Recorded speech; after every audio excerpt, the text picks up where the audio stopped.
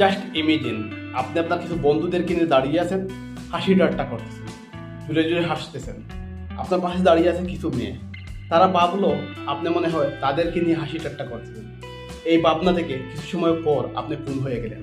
আপনার বুকে কেউ একজন এসে চাক্কু ঢুকিয়ে দিল। এটা কি বিশ্বাস করা যায়? ঠিক এই ঘটনাটি ঘটেছে বাংলাদেশে। প্রাইম বিশ্ববিদ্যালয়ের ছাত্র পারভেজ খুন হয়েছেন ঠিক একই অবস্থায়। সে এবং তার কিছু বন্ধু মিলে হাসি ঠাট্টা করতেছিল। পাশে দাঁড়িয়ে ছিল দুটি মেয়ে। তারা ভাবলো তাদেরকে নিয়ে তারা হাসতেছে। এই ভাবনা থেকেই তারা তাদের বয়ফ্রেন্ডদের কল করলো। তারা আসলো, এসে পারভেজকে হত্যা করলো। আমাদের নবী হযরত মুহাম্মদ সাল্লাল্লাহু আলাইহি সাল্লাম বলেছিলেন, আমি আমার পরের প্রজন্মের পুরুষদের জন্য নারীর চাইতে বড় ফিতনা পৃথিবীতে রেখে যাচ্ছি না।